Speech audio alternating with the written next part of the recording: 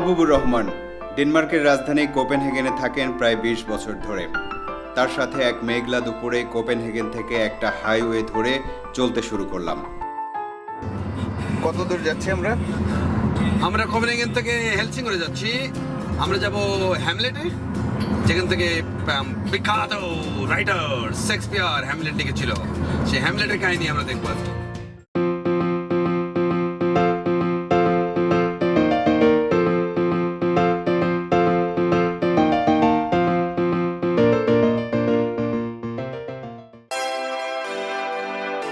Copenhagen থেকে হেলসিঙ্গরের দূরত্ব ৪৫ কিলোমিটার। 120 কিলোমিটার পার আওয়ার মোটরবাইতে আমরা যাচ্ছি towards Helsingor to see the Hamlet south. সামারের এই সময়টাতে মানুষ আসলে কোথায় যায়? ডেনমার্ক ছেড়ে, কোপেনহেগেন ছেড়ে? কোপেনহেগেনে অনেকগুলি ছোট ছোট দ্বীপ আছে। একটা বিশেষ করে লোল্যান্ড বলে, হেলসিঙ্গর একটা, তারপরে অডেন্স। এই সমস্ত জায়গা হচ্ছে ডেনমার্কের ভিতরে, যেমন বাংলাদেশে কক্সবাজার, সুন্দরবন, বাংলাদেশের বাঙালিরা যায়, সেমনিভাবে ড্যানিশরাও তাদের নিজস্ব প্রভিন্সগুলিতে ঘুরতে যায়।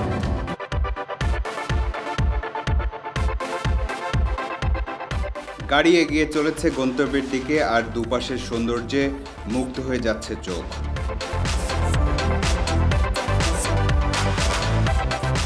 Denmark is one of the best green country in Europe.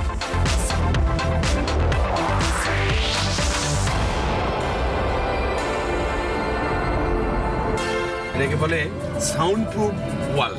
আচ্ছা, যেটা গ্লাস সিট করা আছে, ওর উপরে এক প্রকার প্রলেপ দেওয়া আছে, সাউন্ড অ্যাবজর্ব করে, বিকজ নেইবারহুড ওর পিছনেই বাস করে। মানে রাস্তার শব্দ যেন তাদের কাছে না যায়। হ্যাঁ,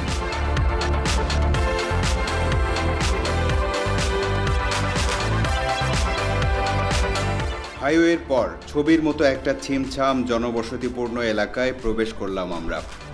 And you have a cathedral on your left. yeah. Then you come to this T. Yeah. And you turn left. It's just and you can see Kronborg. Okay, this is big, huh? Thank you. No problem. Yeah. Have a nice trip.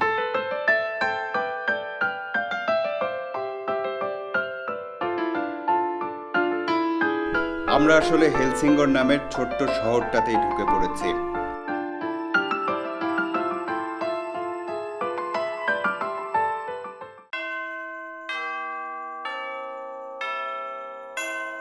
এবার Hamlet castle তার অস্তিত্ব জানান দিল। আকাশের মন তখনও ভালো হয়নি, কিন্তু বাতাসের বয়ে চলা দেখলে মনে হয় যেন সমুদ্রের ঢেউ বয়ে যাচ্ছে। ক্যাসেলের সীমানার ভেতরে ঢুকতেই দেখা গেল পুরো দুর্গ ঘিরে পরিখা খনন করা। শত্রুর আক্রমণ ঠেকানোর জন্য এটা একটা কৌশল। দুর্গ সীমানার উপরে উঠতেই এত বাতাসের কারণ বোঝা গেল।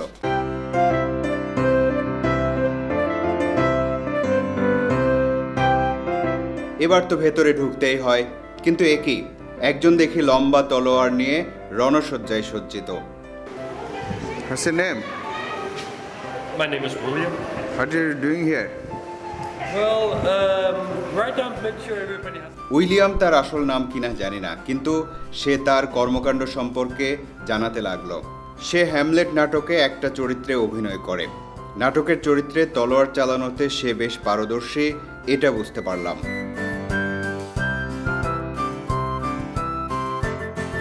Then you are perfectly trained for duels.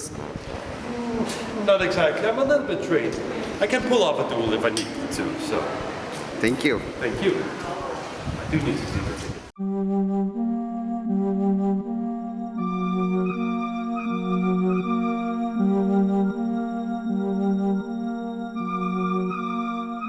এই সেই ক্যাসেল, যা এখন হ্যামলেট ক্যাসেল নামেই বেশি পরিচিত।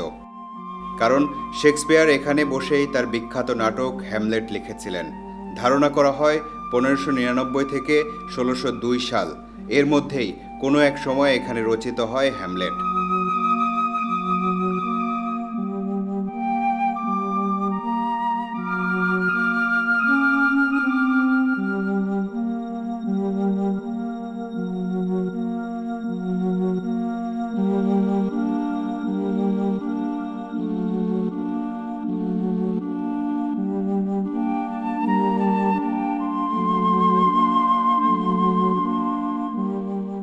টিউবওয়েল, দেখি পানি বের হয় কিনা।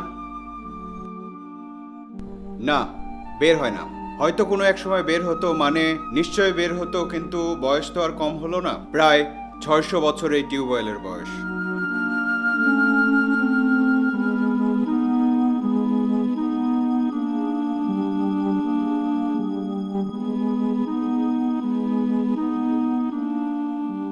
প্রাসাদের উপাসনালয়ে ঢুকে আরো একবার মুগ্ধ হতে হলো।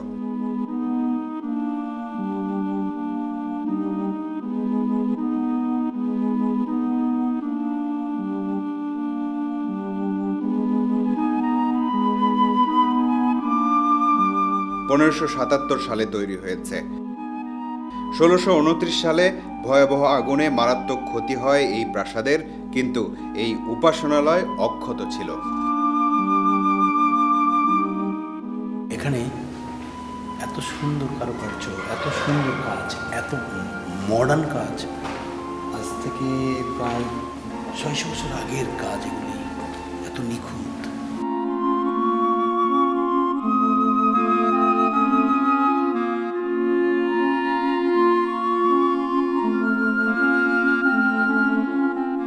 খোলে না, বন্ধ দরজা। এখানকার দেয়ালে দেয়ালে ইতিহাস, দেয়ালে দেয়ালে গল্প। দেয়ালের বয়স অনেক বছর হলো, ভেতরে না জানে আরো কত গল্পের রসদ আছে।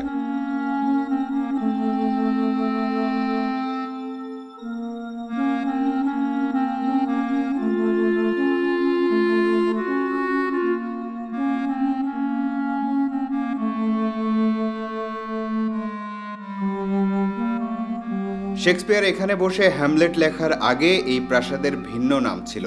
এখনো সেই নামই আছে, কিন্তু হ্যামলেট ক্যাসেল নামেই বেশি পরিচিত। এর মূল নাম ক্রনবার্গ ক্যাসেল। 1420 সালের দিকে রাজা সপ্তম এরিক এটি তৈরি করেন। তারপর ইতিহাসের বহু যুদ্ধ আর পালাবদলের সাক্ষী হয়ে দাঁড়িয়ে আছে এই ক্যাসেল। মনে হচ্ছে যে আমরা সেই যুগে ফিরে গেছি, যখন এই বিল্ডিংটা আজ থেকে 600 বছর আগে প্রতিষ্ঠিত হয়। ও অপূর্ব, রিয়েলি রিয়েলি। যাব, যান যান, দেখি এই সুড়ঙ্গ পথে কত দূর যাওয়া যায়।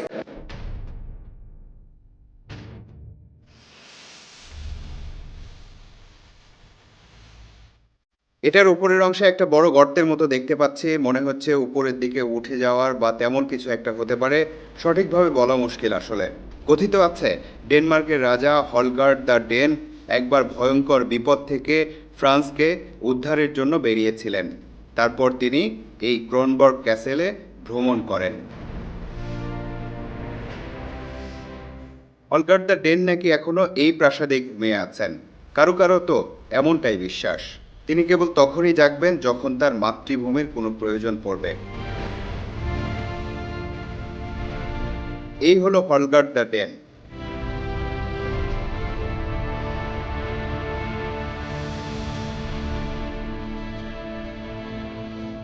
কিছুক্ষণ পরেই আমরা অন্ধকারের পথ বেয়ে যেন সেই অতীতে ফিরে গেলাম।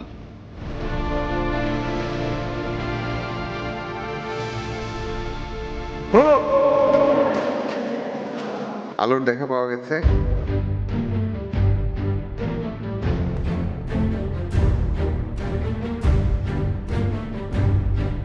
আসলে ব্যাপারগুলো মনে হয় এরকমই ছিল এবং ওইভাবেই তারা উপস্থাপনা করেছে এবং এখনো রেখে দিয়েছে এরকমভাবে।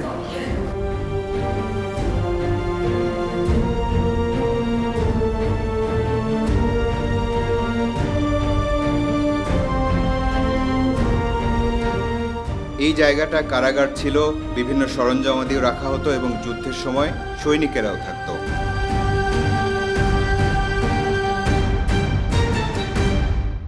ইতিহাসের আনন্দ বেদনা ছড়িয়ে আছে এখানে, শিল্প সাহিত্যের রস যোগ হয়েছে সেখানে।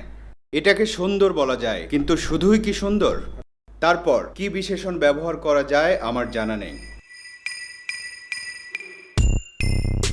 ইতিহাসের সুড়ঙ্গ পথ ধরে হেঁটে বেরিয়ে আসার পর মনে হলো দলবদ্ধ সৈন্যদের চলার শব্দ কানে আসছে।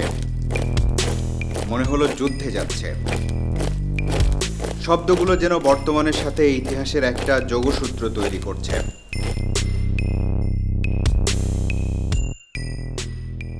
এসব দেশে আবহাওয়ার উপর বিশ্বাস থাকে না মানুষের, কিন্তু বিশ্বাস থাকে আবহাওয়ার পূর্বাভাসের উপর। এই যেমন আজ আবহাওয়ার পূর্বাভাসে বলা হয়েছিল বিকেল থেকে সন্ধ্যা নাগাদ সূর্যের দেখা মিলবে। হয়েছেও তাই, সন্ধ্যা 7টার সময় সূর্য দেখা দিয়েছে।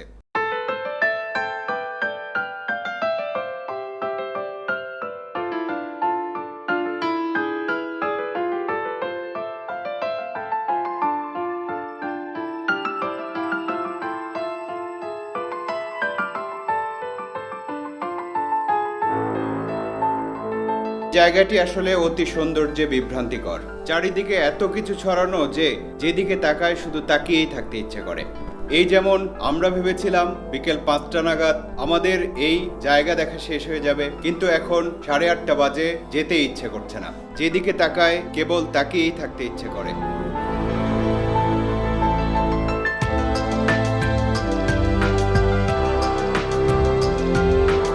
আমরা আছি ডেনমার্কের হেলসিঙ্গরে, আর ওপাশে সুইডেনের হেলসিংবর্গ শহর।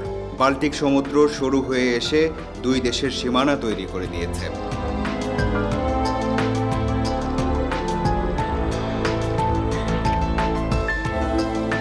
পেছনে পড়ে থাকে দুর্দান্ত প্রতাপশালী রাজাদের ইতিহাস, পেছনে পড়ে থাকে শেক্সপিয়ার, পেছনে পড়ে থাকে হ্যামলেট, পেছনে পড়ে থাকে সমুদ্রের আছড়ে পড়া নজর কাড়া ঢেউ।